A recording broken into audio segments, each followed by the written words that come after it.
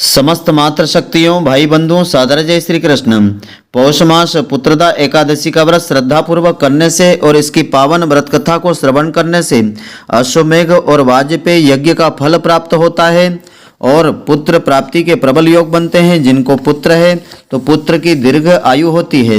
तो मित्रों, पूरे वीडियो को आप ध्यानपूर्वक देखेंगे तभी इसका संपूर्ण फल आपको मिलेगा। मित्रों, आप सभी का बहुत बहुत स्वागत है आपके अपने ही चैनल एस्ट्रो गुरुजी में। यदि आपने अभी तक हमारे चैनल को सब्सक्राइब यदि नहीं किया हो तो अभी सब्सक्राइब कर लें और बेल आइकन को अवश्य दबाएं, जिससे हमारे अगले आने वाले नए वीडियो की नोटिफिकेशन सबसे पहले आपके पास पहुंचे। आप नित्य नई नई ज्ञानवर्धक जानकारियां व नित्य का राशिफल हमारे चैनल से प्राप्त करते रहें। तो पुत्रदा एकादशी साल में 2 बार आती है, एक पौष माह की शुक्ल पक्ष में और दूसरी सावन माह के शुक्ल पक्ष में आती है। तो इस साल पौष मास की पुत्रदा एकादशी का व्रत 21 जनवरी रविवार के दिन रखा जाएगा। इस व्रत में जगत के पालनहार श्री हरि विष्णु जी की पूजा आराधना की जाती है। तो मान्यता ऐसी है कि पौष पुत्रदा एकादशी व्रत करने से वाजपेय यज्ञ के बराबर पुण्य फलों की प्राप्ति होती है। तो धर्मशास्त्रों के अनुसार मुख्य रूप से पौष पुत्रदा एकादशी का व्रत पुत्र प्राप्ति के लिए रखा जाता है और संतान की दीर्घ आयु के लिए भी रखा जाता है। ऐसे में जो लोग निःसंतान हैं उनको यह व्रत जरूर रखना चाहिए।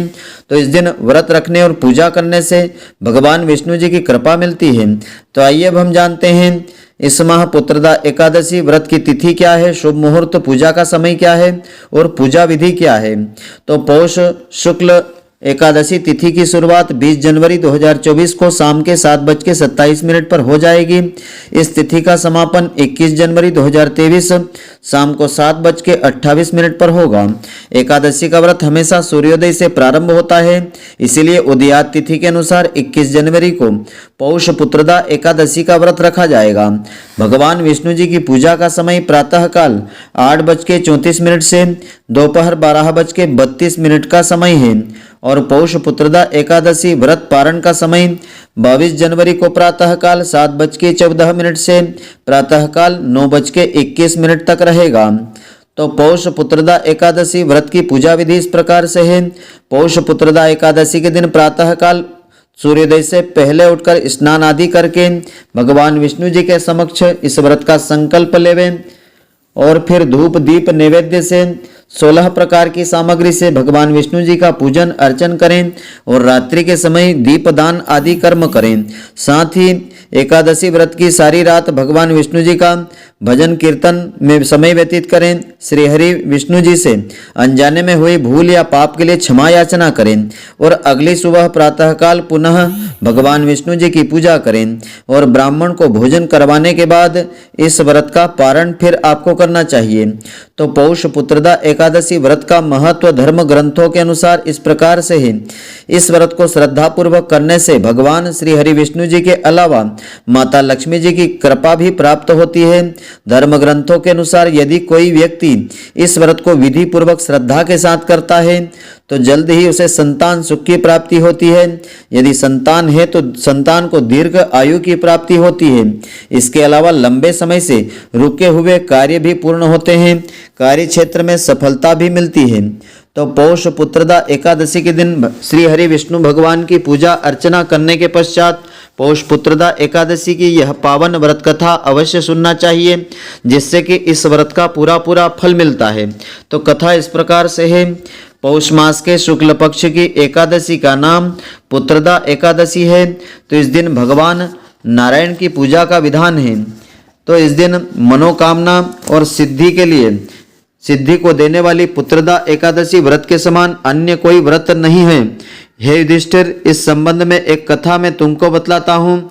भगवान श्री कृष्ण ने कहा कि हे युधिष्ठिर, पूर्व काल की बात है कि भद्रावती नामक एक नगरी में सुकेतु नाम का एक राजा राज्य करता था। उसकी रानी का नाम शेव्या था। राजा के यहाँ कोई संतान नहीं थी। इस कारण राजा और रानी पुत्र न होने की चिंता से सदैव चिंतित रहा करते थे। राजा के मन में भी चिंता थी कि पुत्र न होने पर मेरे पूर्वजों को और मुझे भी पिंडदान कौन देगा। बिना पुत्र के पितरों और देवताओं का ऋण मैं कैसे चुका सकूंगा। उसके पितर भी रो रो कर पिंड लेते थे कि उसके बाद हमें पिंडदान कौन करेगा। भाई बांधव, धन, हाथी, घोड़े, राज्य और मंत्री सब कुछ होते हुए भी राजा को संतोष नहीं था। जिस घर में पुत्र न हो उसमें अंधेरा रहता है, तो राजा दिन रात इसी बात से चिंता में घुलता रहता था। इसलिए उसने सोचा कि मुझे पुत्र की प्राप्ति के लिए क्या प्रयत्न करना चाहिए। पूर्व जन्म के कर्म से ही अगले जन्म में पुत्र, धन आदि प्राप्त होते हैं। इस प्रकार चिंता में राजा के दिन कटते गए। एक समय राजा ने अपना जीवन ही समाप्त करने का विचार किया, परंतु आत्महत्या को महापाप समझ करके वह ऐसा नहीं कर पाया। इन्हीं विचारों में डूबा राजा एक दिन बगैर किसी को बताए घोड़े पर चढ़ करके वन में चला गया, तो वहां उसने देखा कि हाथी अपने बच्चों और हथिनियों के साथ घूम रहे हैं। उस वन के दृश्यों को देख करके राजा का दुख और बढ़ गया। वह विचार करने लगा कि वह पुत्रहीन क्यों है। इसी सोच में दोपहर हो गई। वह सोचने लगा कि मैंने अनेक यज्ञ आदि किए हैं, योग्य ब्राह्मणों को भोजन से तृप्त करके उन्हें दान दक्षिणा दी है, परंतु फिर भी मुझको यह दुख क्यों मिल रहा है? आखिर इसका कारण क्या है? तो राजा मन में दुखी होकर सोचने लगा कि अपनी इस व्यथा को किससे कहूँ, किसे बताऊं। ऐसा सोचते और भटकते भटकते राजा को भूख प्यास भी सताने लगी थी। राजा प्यास के मारे दुखी होकर के जल की खोज में इधर उधर घूमने लगा। किसी पुण्य के प्रभाव से थोड़ी दूर पर राजा ने एक सरोवर को देखा। उस सरोवर में कमल खिल रहे थे तथा सारस, हंस आदि वहां विहार कर रहे थे। उस सरोवर के चारों ओर मुनियों के आश्रम बने हुए थे। उसी समय राजा के दाहिने अंग फड़कने लगे थे, तो राजा शुभ शकुन समझ करके घोड़े से उतरा। सरोवर के तट पर बहुत से मुनि वेद पाठ कर रहे थे। उन्हें देख करके राजा को बड़ा ही हर्ष हुआ।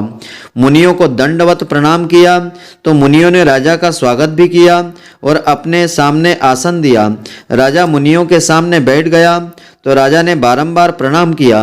राजा को आसन देकर के मुनियों ने कहा कि हे राजन, हम तुमसे अत्यंत प्रसन्न हैं, तुम्हारी क्या इच्छा है सो कहो। तो राजा ने उनसे पूछा कि महाराज, आप कौन हैं और किस लिए यहाँ पधारने का कष्ट किया है, सो बताइए। तो मुनियों ने राजा की विनम्रता से प्रसन्न होकर के अपना परिचय दिया और मुनि बोले कि हे राजन, हम विश्व देवा हैं और माघ स्नान के लिए यहाँ पर आए हैं और आज से 5 दिन बाद माघ स्नान आरंभ होगा। तो हे राजन, आज जो है संतान देने वाली पुत्रदा एकादशी तिथि है। तो मुनियों का परिचय पाकर अत्यंत विनम्र भाव से राजा ने कहा कि हे मुनि श्रेष्ठ, मैं आपका सेवक हूँ। यदि आप मुझ पर प्रसन्न हैं तो मुझे भी एक पुत्र प्राप्ति का वरदान दे दीजिए। तो मुनि बोले कि हे राजन, आज के ही दिन पुत्रदा नाम की एकादशी तिथि है। इसका व्रत पुत्र की मनोकामना पूर्ण करने वाला और उत्तम संतान को देने वाला होता है। तो आप आज विधि पूर्वक इस पुत्रदा एकादशी का व्रत करें और भगवान विष्णु जी की आराधना करें, तो भगवान की कृपा से अवश्य ही आपको पुत्र की प्राप्ति होगी। श्री कृष्ण भगवान कहते हैं, मुनियों के वचनों के अनुसार राजा ने उस दिन एकादशी का विधि पूर्वक व्रत और अनुष्ठान किया और द्वादशी को उस व्रत का पारण भी किया। इसके पश्चात मुनियों को प्रणाम करके राजा अपने महल में वापस आ गया। श्री विष्णु भगवान की कृपा से कुछ समय के बाद रानी ने गर्भ धारण किया और 9 माह के बाद उसके यहाँ एक तेजस्वी पुत्र हुआ। समस्त राज्य में प्रसन्नता छा गई। वह राजकुमार बड़ा होने पर अत्यंत शूरवीर, विनम्र, यशस्वी और प्रजा का पालक हुआ। भगवान श्री कृष्ण जी कहते हैं कि हे राजन, पुत्र की प्राप्ति के लिए पुत्रदा एकादशी के समान अन्य कोई और व्रत नहीं है। पुत्र कामना करने वालों को पुत्रदा एकादशी का व्रत अवश्य करना चाहिए। तो भगवान बोले कि हे युधिष्ठिर, जो व्यक्ति इस पुत्रदा एकादशी के महात्म को पढ़ता, सुनता तथा विधि पूर्वक इस व्रत को करता है, उसके फलस्वरूप उसे सर्वगुण संपन्न कुलदीपक पुत्र रत्न की प्राप्ति होती है। जिनको पुत्र है उनको दीर्घ आयु की प्राप्ति होती है। श्रीमन नारायण की कृपा से वह प्राणी मृत्यु के पश्चात मोक्ष और स्वर्ग का अधिकारी बनता है। इसको पढ़ने से अग्निष्टोम यज्ञ का फल भी प्राप्त हो जाता है। तो यह जो कथा है भविष्योत्तर पुराण में वर्णित की गई है। इस व्रत में फलाहार का विधान इस प्रकार से है। इस विधान से इसमें फलाहार लेना चाहिए।